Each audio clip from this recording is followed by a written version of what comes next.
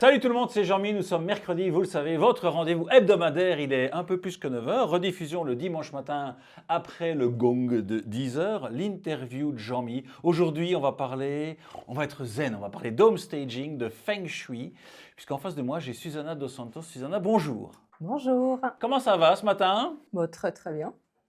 Alors, on va parler de plein de choses hyper intéressantes pour tous nos auditeurs qui sont branchés aujourd'hui sur les ondes d'Inside Radio. Mais il faut que vous vous mettiez un petit peu en avant, Susana, puisque c'est le moment de la présentation de l'invité. C'est qui, Susana? Alors, je suis Susana Dos Santos. J'ai créé ma société Ansu Harmony et je suis dans tout ce qui est énergie Les autour énergies. de l'habitat en tout genre. Mais on arrive comment? Parce que je sais, en ayant potassé un petit peu, vous faites pas ça depuis 20 ans. Et il y a une autre vie avant. Exact. Alors, j'ai travaillé pendant 23 ans dans la finance. Vous aussi? Et oui, moi aussi. Et donc voilà, au bout de quelques années, j'ai ressenti le besoin de vraiment retourner un petit peu à mes sources, à mes vraies valeurs, que j'avais un peu oubliées, on va dire. On parle de se recentrer dans ces cas-là. Oui, recentrer, vraiment s'écouter en fait, être plus à l'écoute de son intuition en fait. Ah là, très bon mot. Je me demande si 2025, ce ne sera pas l'année de l'intuition. Certainement. Vaste sujet. Il y a eu de la décoration d'intérieur entre les deux, c'est ça? Il y a une transition lente, on va dire. Voilà, alors après la finance, la transformation a commencé déjà par la décoration d'intérieur. Et Qui est venu naturellement? j'ai toujours aimé l'harmonisation des lieux, optimiser les lieux, décorer. Et donc, je m'étais dit, tiens, je vais déjà commencer à approfondir toutes ces bases, toutes ces connaissances. Et puis, j'ai eu des cours de spécialisation, et notamment Home Staging et Feng Shui. Alors, on va parler de tout ça, on va vulgariser Voilà. un petit peu On va vulgariser tout un ça petit peu tous ces termes. d'abord. Donc, oui, il y a eu tout un cheminement, décoration, home staging, feng shui. Et puis voilà, l'idée est née d'en dessous. Eh, c'est bien, félicitations. J'ai vu sur votre site qu'il y a un bonsaï, du moins un arbre, et je pense que c'est un bonsaï. Oui. Il y a des tulipes. Il faut se connecter à la nature pour faire ce que vous faites. Je pense que si toute personne qui recherche le bien-être recherche aussi cette connexion à la nature, à son essence en fait, hein. Donc la nature en fait partie. Moi j'aime beaucoup les plantes, les fleurs, j'adore ça, j'en ai partout chez moi.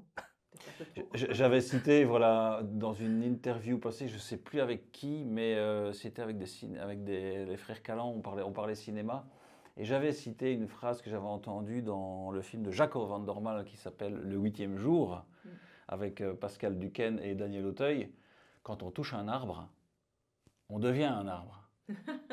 C'est un peu ça aussi, cette connexion à la nature que vous déclinez maintenant dans votre activité. Alors pour moi, la nature a vraiment toute sa place, surtout quand on recherche vraiment à se rééquilibrer. Faut aller en forêt, par exemple. Oui, oui. Enfin, moi, j'aime beaucoup jardiner, par exemple. Oui, les mains dans la terre. Les mains dans la terre. À partir du moment où vous touchez les mains dans la terre, ça vous crée une connexion, ça vous apaise en fait, c'est apaisant. Donc je ne fais pas du grand jardinage, hein, mais mes petites fleurs, mes parterres, j'adore ça. Et ça me détend. Et pourquoi ce bonsaï? Le bonsaï, la symbolique du bonsaï, c'est l'harmonie, l'équilibre et la transformation. J'aimerais qu'on aille on va dire dans le vif du sujet, dans les prestations, puisque je vois qu'il y a des termes que nous devons un petit peu vulgariser, chère Susana. Le home staging, qui nous vient des États-Unis d'Amérique. Tout à fait, c'est un concept qui a été inventé aux États-Unis par Barbara Schwartz. C'était à l'époque où ils ont connu une grosse crise immobilière. C'était en 2008, c'était celle-là? C'était celle de 2008? Non, c'était bien avant. C'était bien avant.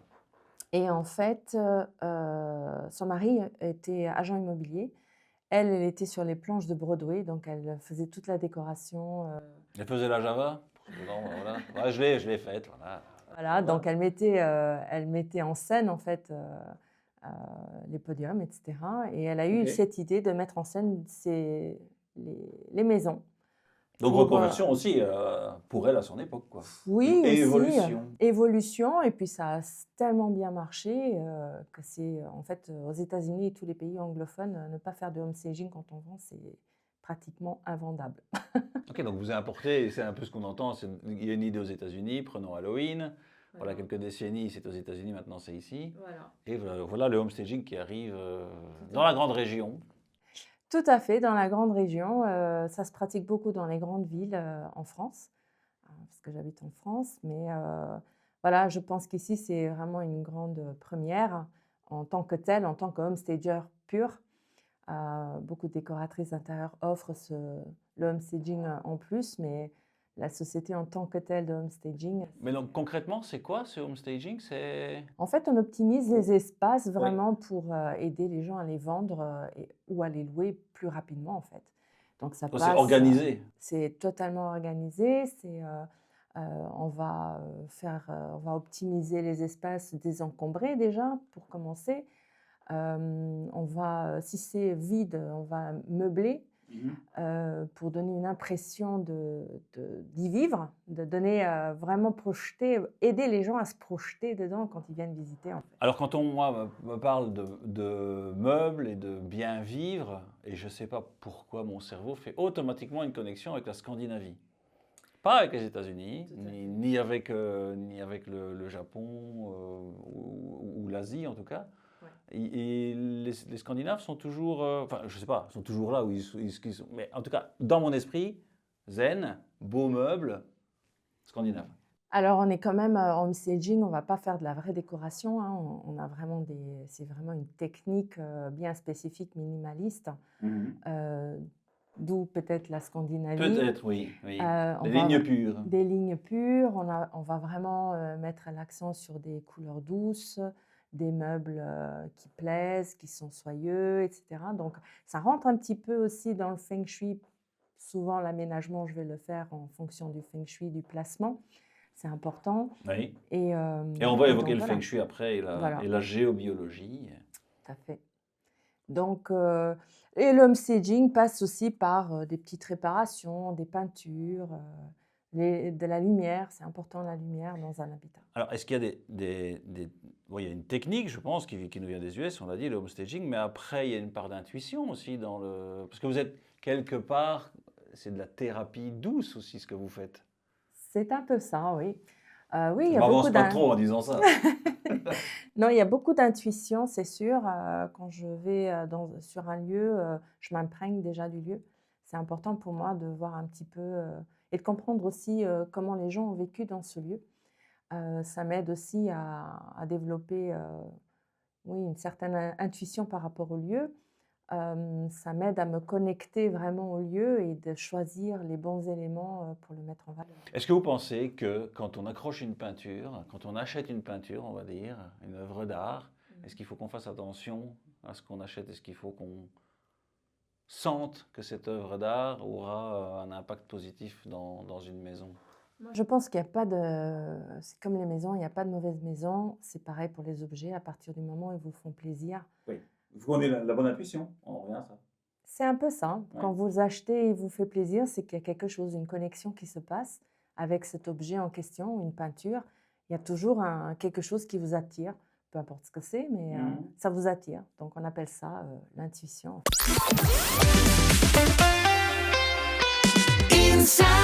Inside Radio. Nous voici de retour pour la suite de l'interview de Susana dos Santos qui est en face de moi. On est zen. On a un bonsaï dans le logo, on a parlé de tulipes, on a parlé de reconversion professionnelle, on était en train de discuter du home staging et j'ai vu aussi, Susana, que vous touchez le feng shui et la géobiologie. Alors je pense que chacun d'entre nous, peut-être il y a des personnes hyper pointues sur le sujet, mais quand on évoque la géobiologie, c'est peut-être encore un concept un peu vague, le feng shui également. On prend quelques instants pour expliquer tout ça à nos auditeurs. Alors la géobiologie, en fait, c'est vraiment le rééquilibrage des énergies. Donc, on est dans un milieu beaucoup plus subtil.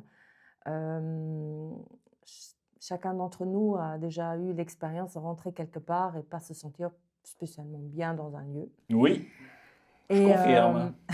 et donc, on appelle ça les énergies qui sont invisibles et qui affectent un lieu en fait. Un lieu n'est pas seulement un lieu dans lequel on vit, on travaille, c'est aussi c'est une connexion avec nous-mêmes.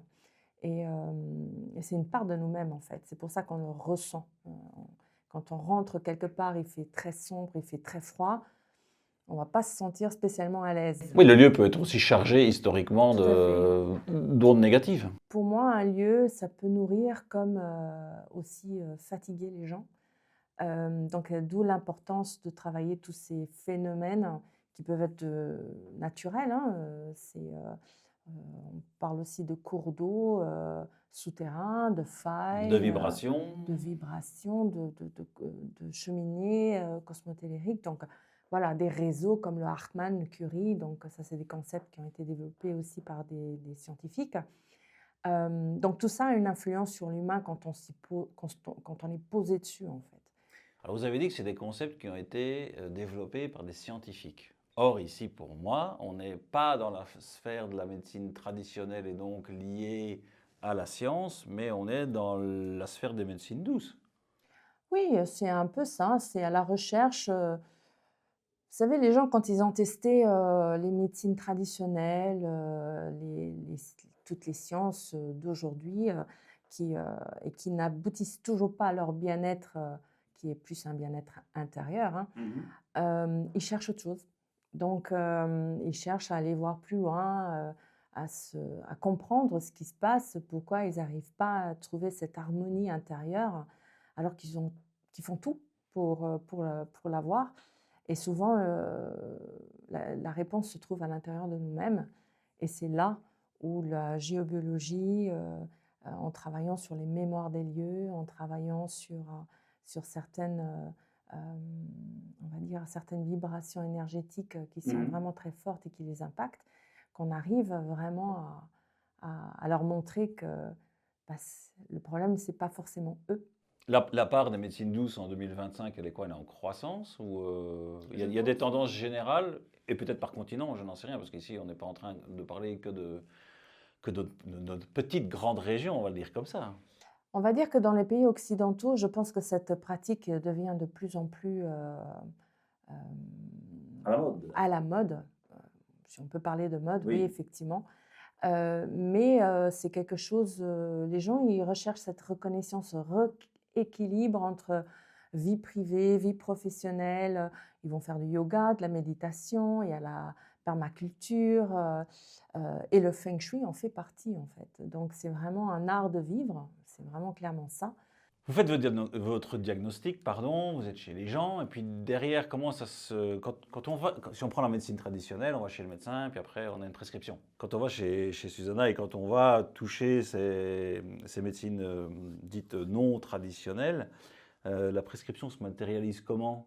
Il y a des conseils, on met des pierres dans la maison, on lit un livre, je ne sais pas, qu'est-ce qu'on. Alors c'est beaucoup plus subtil que ça quand même, Oui, je sais, peut-être que je caricature un peu, mais voilà, c'est pour que les auditeurs comprennent si un jour ils font le pas. Alors déjà, il n'y a pas une prescription qui est donnée la même pour tout le monde parce que tout dépend des vécus des gens, tout dépend des aspirations, de leurs objectifs.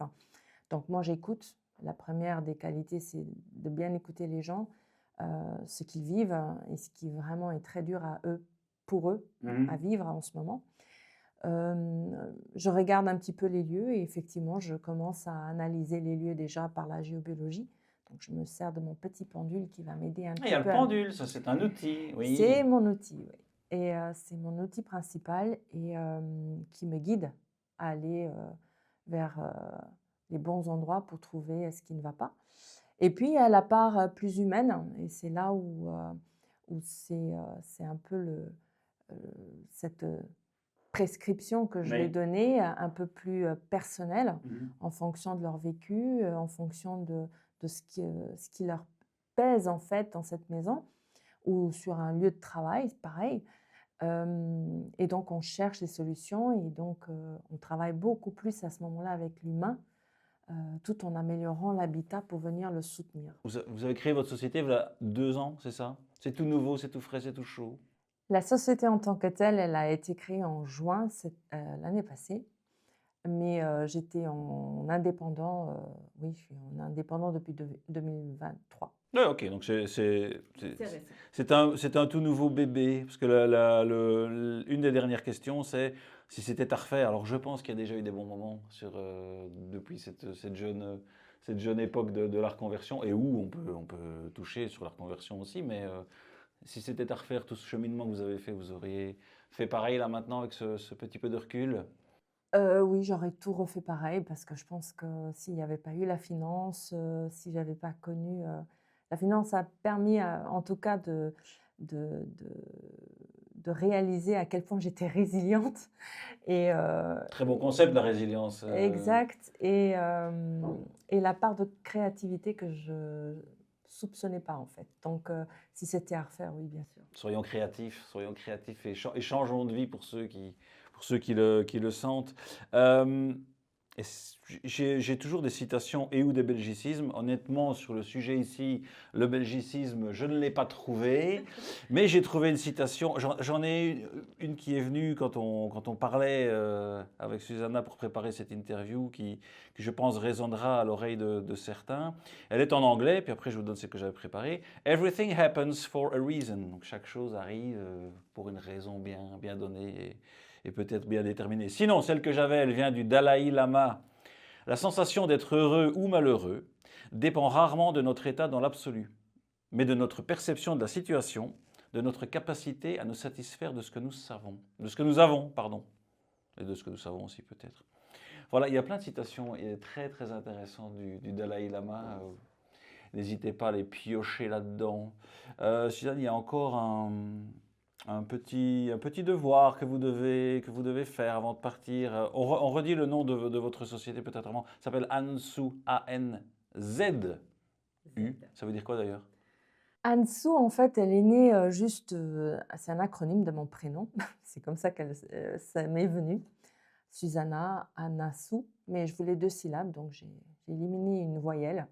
Mais en faisant des recherches quand même, Oui. c'est un oiseau mythologique. Ben, nous revoilà dans la nature. Voilà. On était là-dedans au tout début de l'interview. Et qui évoque aussi le symbolisme la symbolique de l'harmonie et la transformation. Comme quoi, rien n'arrive par hasard. Everything happens for a reason, n'est-ce pas? Petit devoir, il faut choisir la chanson de sortie. C'est un cadeau qu'on offre, que l'invité offre à tous les auditeurs d'Inside Radio. Allons-y, the floor is yours. Alors moi j'ai choisi Ragamuffin de Célasso. Célasso, sa voix grave, elle nous vient de Belgique. Ragamuffin, je pense qu'elle est toujours. Je crois qu'elle fait une tournée où elle en a fait une fin d'année dernière où elle est toujours là. On la salue si elle nous écoute. Elle est effectivement la bienvenue sur les ondes d'Inside Radio. Susanna, longue vie à Ansu, pardon. Merci beaucoup. Et puis pour vous qui nous écoutez, qui m'écoutez tous les mercredis, vous savez que c'est toujours un plaisir. Je redisparais pour une semaine. En tout cas, je suis en rediff. Nous sommes en rediff dimanche matin à 10h. Ensuite, les réseaux sociaux, le site internet inside-radio.com, Spotify. Je fais un grand coucou à tous les collègues, Stivo et Peggy dans la matinale, JM l'après-midi. Écoutez l'after aussi quand vous rentrez de la maison, quand vous rentrez à la maison tous les soirs, et ensuite hashtag Belgium où il y a, d'ailleurs on aura peut-être Célasso puisque c'est que des artistes belges, Susanna, qui sont sur hashtag Belgium. À bientôt et d'ici là, quoi que vous fassiez, faites-le bien. Ciao.